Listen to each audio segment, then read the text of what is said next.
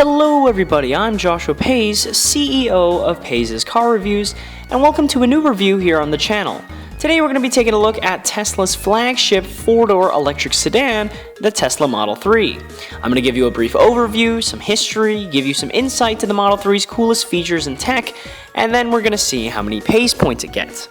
Now, brief disclaimer, I don't know much about Tesla as a company. I'm not exactly the CEO of the Tesla fan club, so I may skip a few minor details and features of the Tesla Model 3 in this review. I know Tesla fans, some of them at least, are kind of insane in that respect, and knowing them, I should probably sleep with one eye open. But anyway, with that out of the way, on to the rest of the video. So as I mentioned, the Model 3 is Tesla's four-door electric sedan created and designed by Franz von Holzhausen in mid-2017. It holds the prestigious title for the world's all-time selling plug-in electric car after surpassing the Chevrolet Volt, a car that I don't really care about. Anyway, the Model 3 idea was born in 2006 where Elon Musk initially presented the Model 3 concept to Wired Science as the perfect combination of performance, efficiency, and practicality. The Model 3 was marketed as an affordable family car with a 5-passenger seating capacity, front and rear trunks, and genuine supercar performance. As Tesla and SpaceX continued to grow throughout the late 2000s and early 2010s, the interest in an affordable, practical, fully electric sedan grew as well. And maybe I'm leaping ahead here, but Model 2 of Tesla is a $49,000 four-door, 5-passenger sedan. And that's going to be obviously a much broader market segment that can make use of that car. And then Model 3 is intended to be around a $30,000 price point, and so that's really affordable by almost everyone who can buy new cars. Interest after the unveiling in 2016 was at an all-time high as Tesla revealed that they had taken over 325,000 reservations for the car, indicating sales of over $14 billion US. By the time 2017 came around and the first few Model 3s were off the assembly line, reservations were at 455,000. Now, Tesla had very intricately laid out plans before the unveiling and creation of the Model 3. Tesla really wanted this to be their flagship vehicle, and so they devised a plan to make the Model 3 as interesting and desirable as possible while also making it affordable for the average American family.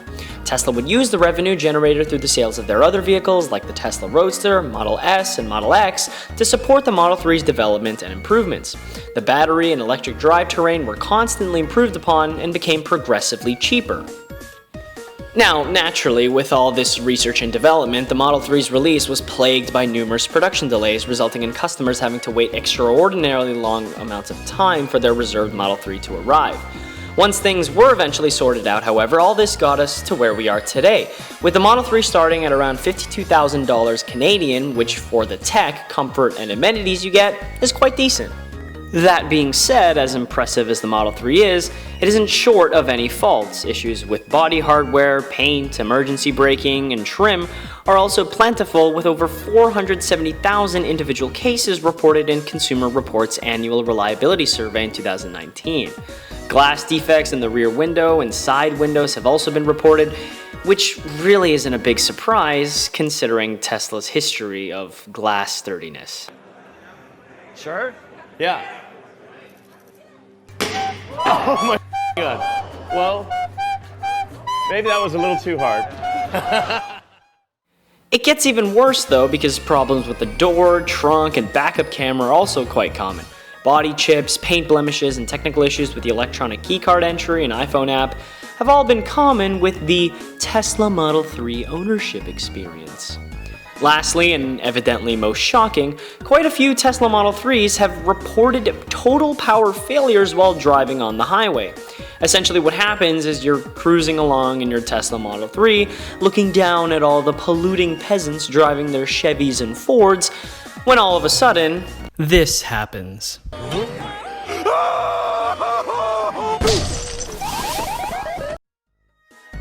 However, don't let my exaggeration scare you. There were only a small number of isolated incidences of this total power failure. I mean, they really never happen, and luckily nobody was hurt. So overall, the biggest concern with Tesla is its below average reliability. Repairs are usually quite costly. However, if you buy a Model 3, make sure you get a good warranty, or else you're kinda screwed. So, with all that overview out of the way, let's talk about engineering, and believe me, Tesla clearly know what they're doing. The Model 3 uses a 50 kilowatt-hour battery with a range of 350 kilometers, but could be optioned up to a 75 kilowatt, 350 volt lithium-ion battery with a range of 500 kilometers. In terms of performance numbers, the long-range rear-wheel drive version of the Model 3 makes 258 horsepower and 317 pound-feet of torque. The dual-motor versions make 346 horsepower and 389 pound-feet of torque, while the dual-motor performance makes substantially more at 450 horsepower and 471 pound-feet of torque. All this is hooked to a 1-speed fixed-gear automatic transmission, given the fact that the car uses an electric motor with 2 moving parts that have no gears. This car can do a top speed of 261 kilometers an hour, and the electric motor sends the car from 0 to 60 in 3.4 seconds. To put that into context, the Tesla Model 3 can do 0 to 60 faster than a Porsche Carrera GT. Now that's a truly unbelievable stat. More interestingly, other than the simple adaptive cruise control you see in most cars, Tesla also has a full self-driving option that I'm sure you're aware of. This $10,000 Canadian option combines adaptive cruise control with lane guidance, so it essentially takes care of speed, braking, and steering, leaving you to simply relax and be at ease in your Tesla Model 3. The self-driving capabilities continue with a feature called Smart Summon.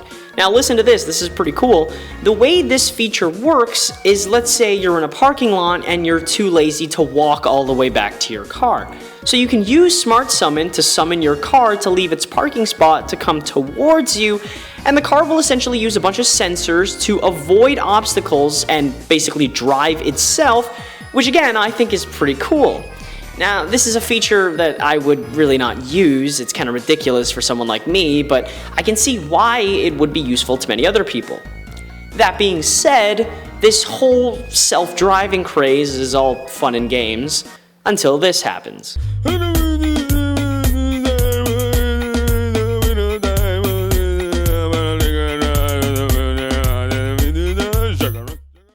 Next up, let's talk about one of the most interesting features in the entire car, and that has to be Tesla's infotainment system. It's housed in a massive 15.4-inch display, and it controls very standard items you'd expect, like climate controls, heated and ventilated seats, windshield defoggers, Bluetooth phone controls, radio station, navigation, etc. But the infotainment bliss doesn't just stop there. You can also stream both Netflix and YouTube, play around with the Mars navigation system.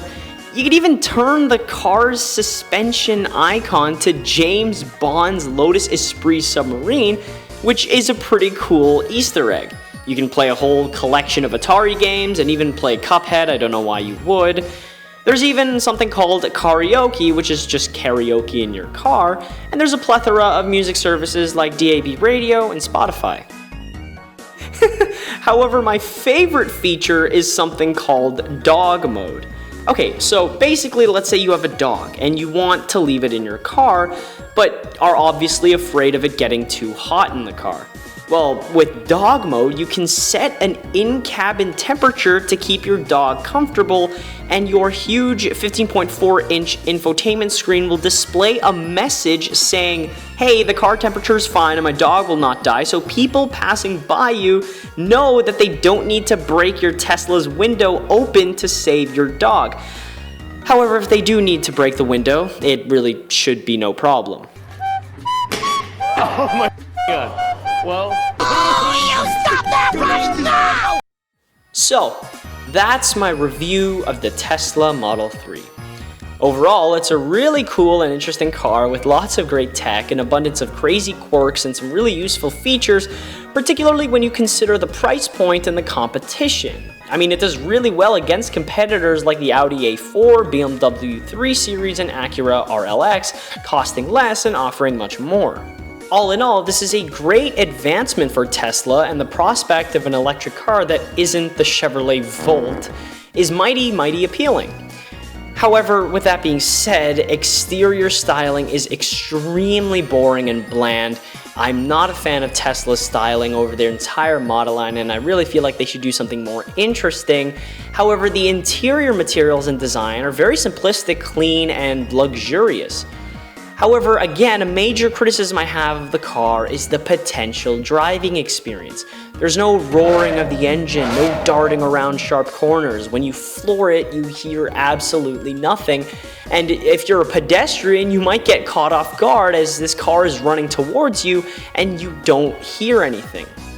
So, with all that taken into account, how many pace points does the Tesla Model 3 get?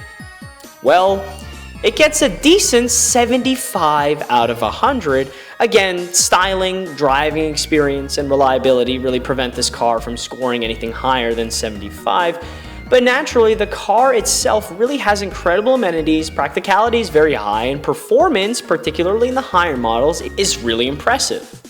However, I still believe that Tesla haven't quite created that affordable family sedan that they set out to create, because honestly, $52,000 Canadian is out of reach for most middle-class families. But if Tesla can knock down 10 grand or so off the price tag, then I would really feel that they've succeeded in that goal of theirs. However, again, that doesn't take away anything from what Tesla have achieved. At the end of the day, they're clearly a great company with great people doing really great things, but it's just a shame that they can't make great glass. Oh my God.